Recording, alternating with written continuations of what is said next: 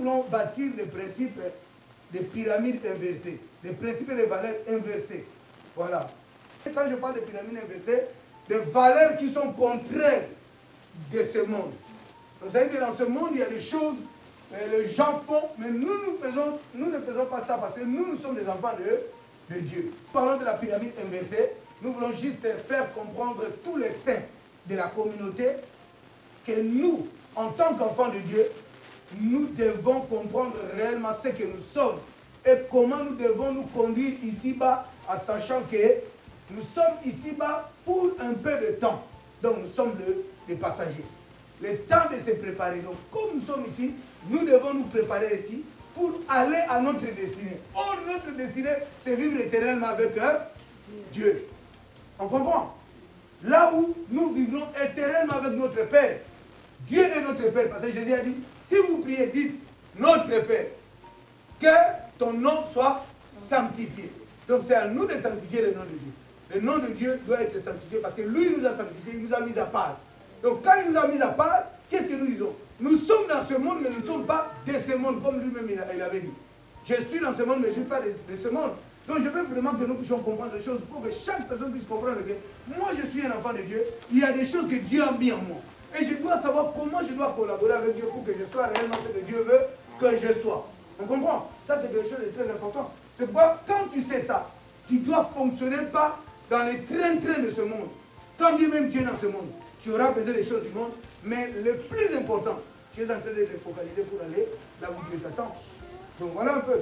Jean 8, 23, regardons ce que Jésus a dit ça. Moi j'appelle ça le code de la réalité d'inversion. Le code de la réalité d'inversion c'est quoi? Il leur dit, vous êtes d'en bas, moi je suis d'en haut. Vous êtes de ce monde, moi je ne suis pas de ce monde. Ça c'est Jésus qui parle aux gens qui étaient avec lui à ce moment-là. Il dit, vous êtes d'en bas, moi je suis d'en haut.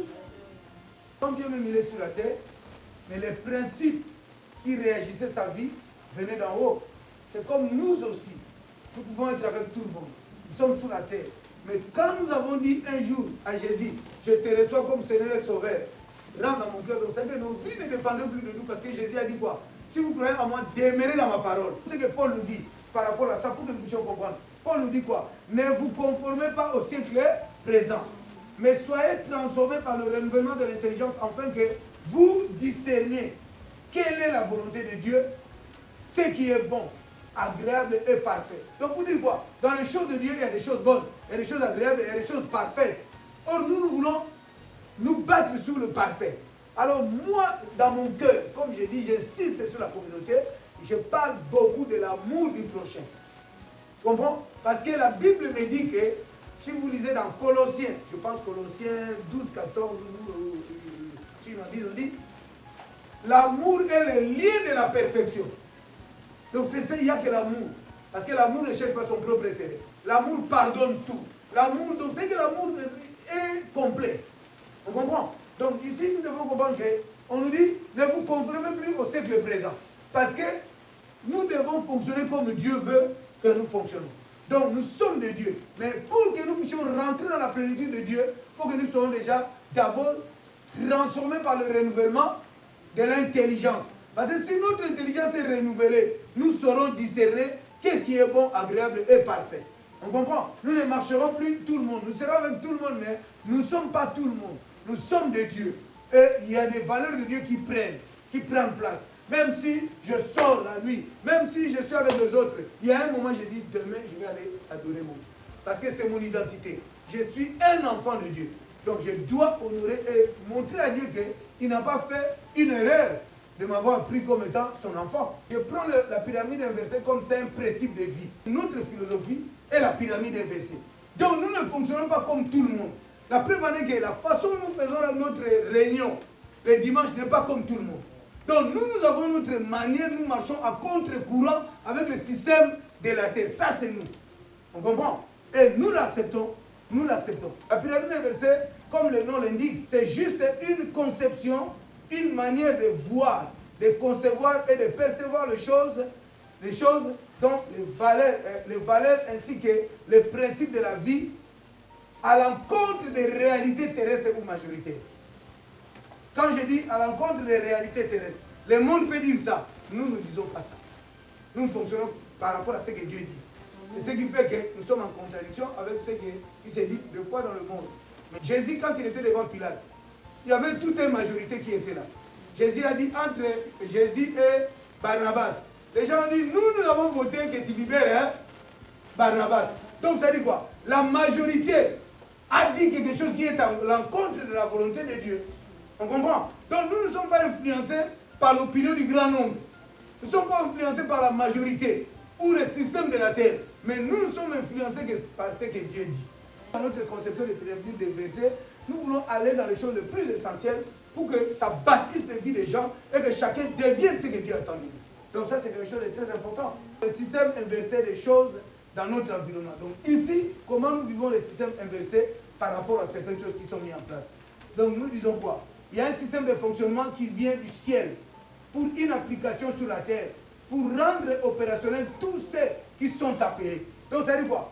Ce système que nous parlons, c'est quoi? Nous recevons la parole de Dieu qui vient du ciel. Et cette parole est destinée pour que nous puissions le mettre en pratique sur la terre.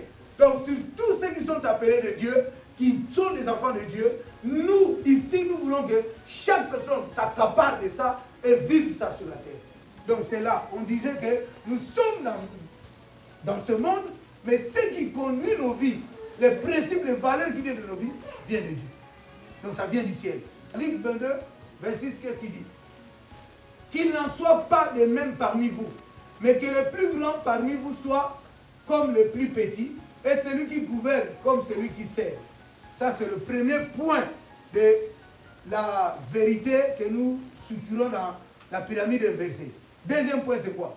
Jean 13, 14, Jésus dit, si donc je vous ai lavé les pieds, moi, le Seigneur et le Maître, vous devez aussi vous laver les pieds les uns les autres.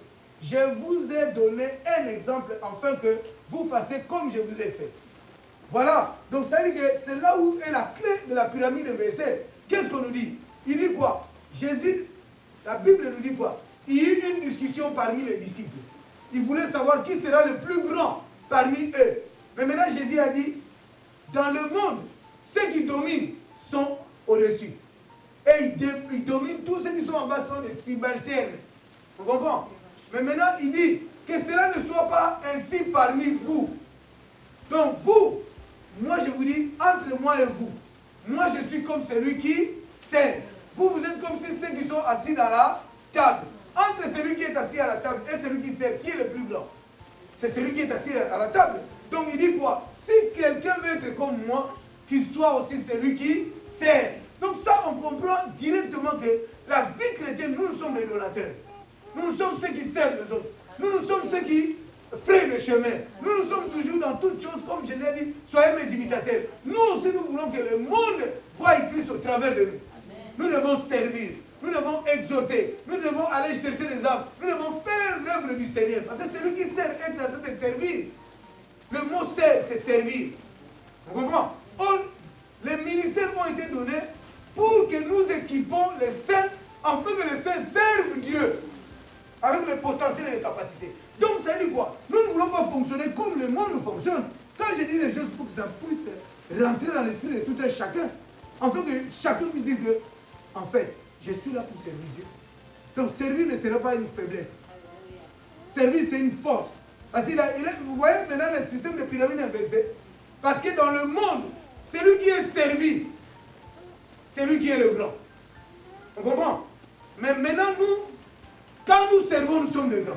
Parce qu'ici, on demandait à Jésus, qui va être le plus grand?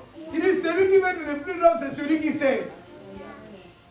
Et en même temps, il a donné encore deuxième élément pour nous puissions fixer ça bien. C'est Jean 13, 14. Il a dit, bon, moi je suis le maître. Je vous ai lavé les pieds.